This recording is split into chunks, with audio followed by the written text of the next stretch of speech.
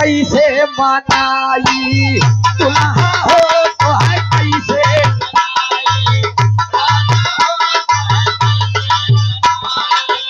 रतिया नदी दला के आवे ना भाई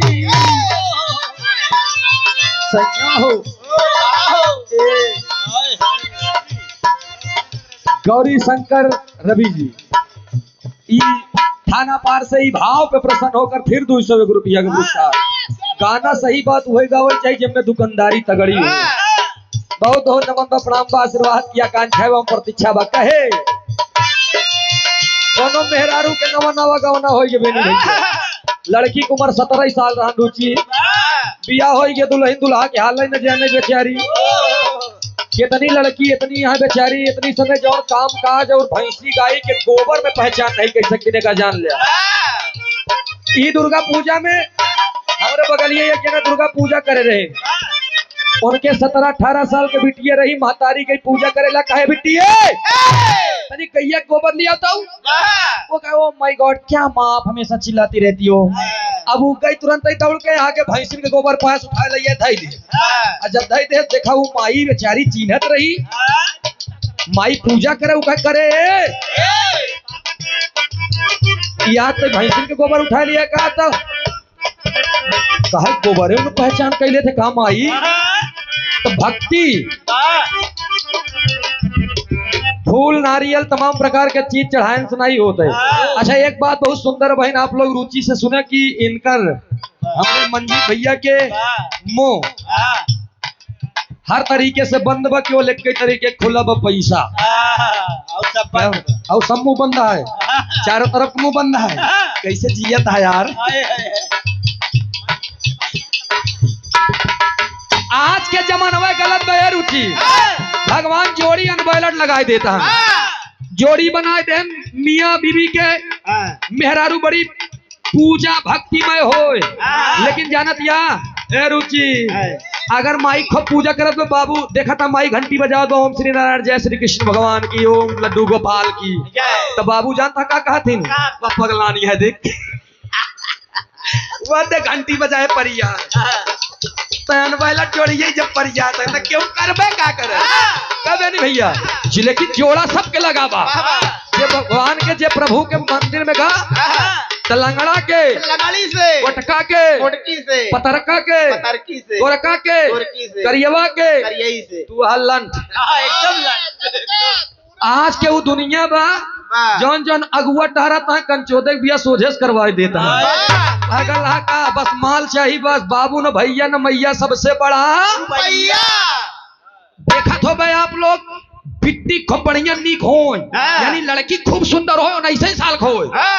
लड़का 45 साल को हो सरकारी डॉक्टर रहे भले ऐसे ऐसे करत रहा लेकिन कहीं ना जोड़ी एकदम फिट है एकदम फिट है। क्यों एकदम फिट होती है जानते हैं पैसा। लेकिन मोर भाई ये जमाना बदल गया जौन ढेर जने डरम उरम में चला जाता है कारण यही लड़की जेकर हाथ पकड़ ले माई बाबू के देख दाख के ओकर हाथ पकड़ाए यही से ही भलाई बा यही से कहल गई हमरे गौरी शंकर भैया फरमाई बा आवा ओकर गवना हो गया और बड़ी खूबसूरत रहे ओका अपने सुंदरता पे घमंड रहे अपने सुंदरता पे घमंड रहे तो वो बेचारी जब अपने नहीं तो ससुरे गई तो दुल्हावा से 2 दिन निक निक बोली तीसरे दिन टिकुरिए हम नहीं बोलेंगे इनका दर्द होगा तो ये आएंगे मेरे पास और जब इतना कह दे तो दुल्हावा जवन रहन एकदम ठेठ कचरा रहा है छल्ला लगाओ हाँ एकदम ठेठ कचरा रहा है मोड़ दिमाग के वो देखे कहे 2 दिन तो ठीक ठाक बोली ना बोल चाहे जी बोल सुंदर हम बेकार ही कहा बोलबो न भा 6 दिन के बाद जब करे माई बाबू जान की लड़की की कल माई बाबू वही विदा हो जा तो खुद राती के खाना लगाए के रजा भोजन थाली में सजाए के लेके गई और जब लेके गए बोलबे न करे तो कहे सैया ओए वो कह रे मोर माई रही घुम हवा मानी में तब पूछत अपने दुल्हावा कैसे मनब्या तब ये बात लिख देन कभी जी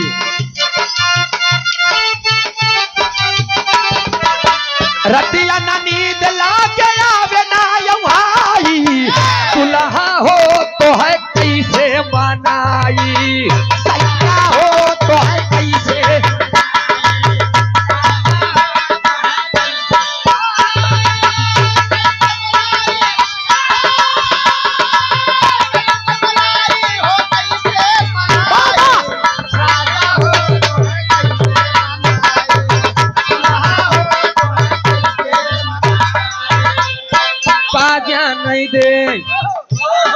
काजा नहीं दे सहार वाली कजरा काजा नहीं दे सहार वाली कजरा काजा नहीं दे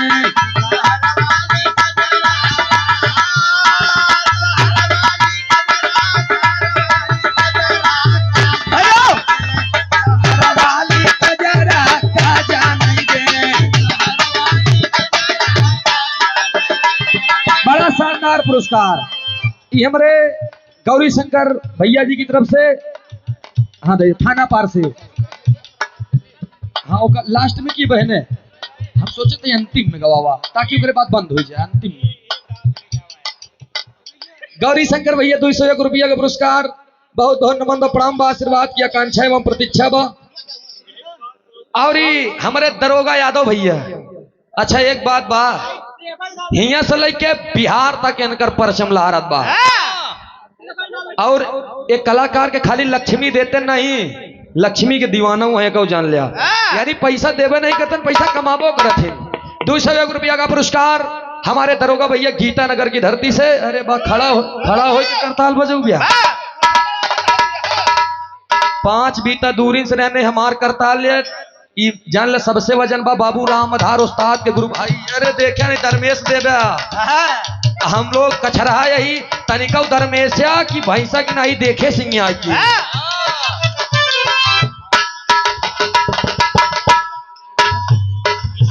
मंगल यादव जिला पंचायत सदस्य तृतीय से बहु समाया का पुरस्कार बहुत बहुत नमन प्रणाम आशीर्वाद की आकांक्षा एवं प्रतीक्षा आशीर्वाद की ऐसे प्यार दुलार आप लोगों के बनल रहे। कहे काजा नहीं दे सहारा वाली कजरा काजा नहीं दे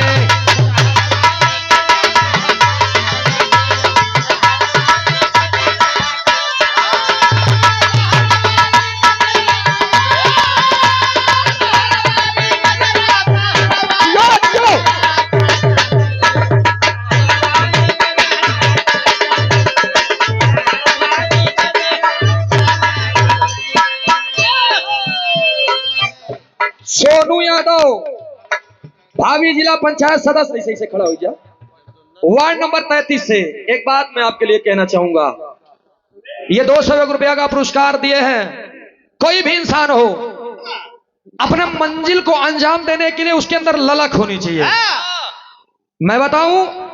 नदियों को बहने के लिए कभी पथ की जरूरत नहीं होती। गंगा यमुना जब बढ़ा थी तो उनका रास्ता नहीं है रखो चाहे जितना घर बनवाए रहा कितना एकदम अवरोधक बनावल लेकिन ओका ठेल ठाल के घरे में चले जाए पानी का जान लिया। तो नदियों को बहने के लिए कभी पथ की जरूरत नहीं होती और सत्य बोलने के लिए कभी शपथ की जरूरत नहीं होती। जो बढ़ते हैं अपने मजबूत चट्टान जैसे इरादों से उन्हें आगे बढ़ने के लिए कभी रथ की जरूरत नहीं होती। एक जोरदार ताली बजा करके आप लोग सम्मान कर दीजिए हमारे नेताजी का। नेताजी हैं कहाँ वहां है ना। हाँ एक बार खड़ा हो गया तरी देख ले सब क्या बात है। जोरदार ताली बजा के सम्मान करा। ढेर जने सूरज यदुवंशी के नाम पे वैसा लूटा था यहाँ जान लिया। ढेर फोन यूट्यूबर के लगे जा था। खैर यूट्यूबर भाई हमारे बहुत प्रिय है लेकिन एक शिकायत बा बहुत फोन आवत हमारे लगे बहुत हैरान कही देती हमारे आयोजक के बहुत फोन आता है और यही बात आती है कि सूरज भैया आपका नंबर खोजते खोजते हम हैरान हो गए। लोगों के पास आपका नंबर मांगते हैं तो यही कहते हैं कि काम कीजिए 2000 कम दे हम दूसरे करवाई देते हैं। क्यों ऐसा करते हैं भाई हमारे पास पेट आए 1.5 फीट के अरे भाई ए पे लात न मारे पोबे लेकिन महाराज जी भैया काहे की जानते हाँ ना बताओ तो नहीं लहावाई तुम्हारा बैठा तो हाँ हाँ ठीक है बैठा काहे की जानत है क्यों नहीं मारने पाएंगे इस पे लात जानते हैं। दाने दाने पे लिखा है खाने वाले का नाम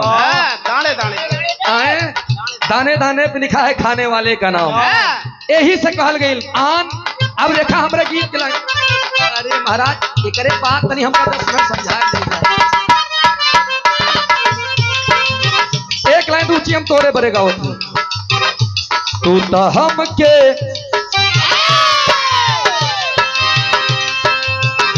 तू तो हम के मुआ दे ले बारू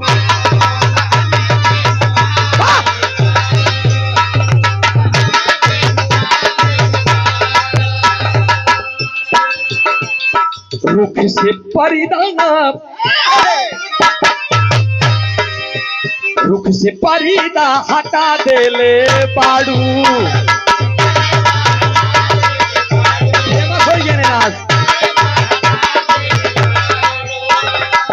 आज अच्छा कति दिन बुझा आज अच्छा कति दिन बुझाता कहे हो रहे मुस्कुरा दिल बाड़ू हो रहे मुस्कुरा दिल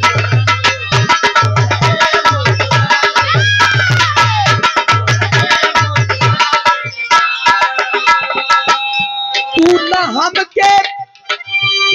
अरे बुआ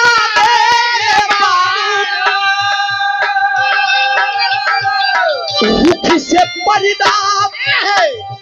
अरे हटा दे बाड़ू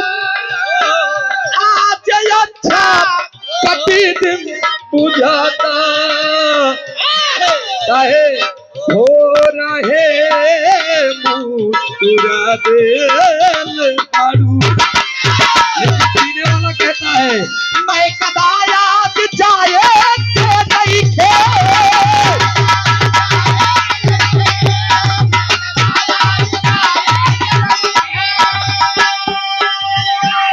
मैं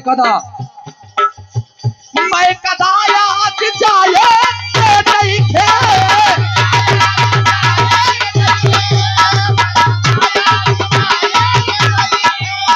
मैं कदा याद जाए क्यों नहीं थे चाहे आँख से ही पिला देले बाड़ू आँख से ही पिला देले बाड़ू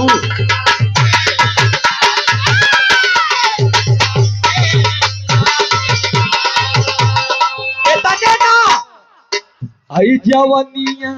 भइले दारू आई जवानिया भइले दारू केहू पिए वाला बाटा भइले दारू केहू पिए वाला बाटा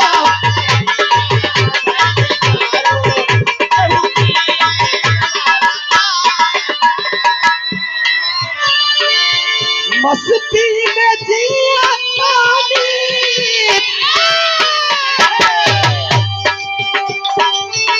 मस्ती में जिया पानी केहू जिए वाला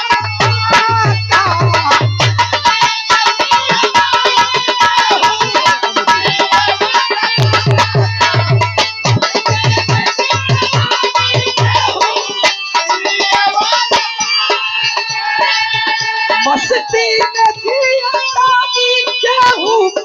जिए वाला बाटा जवनिया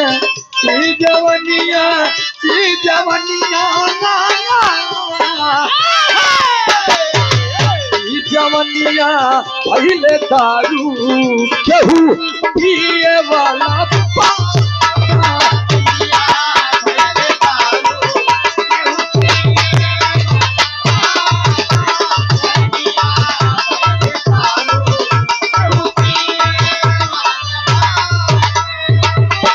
बस ही मनोरंजन है।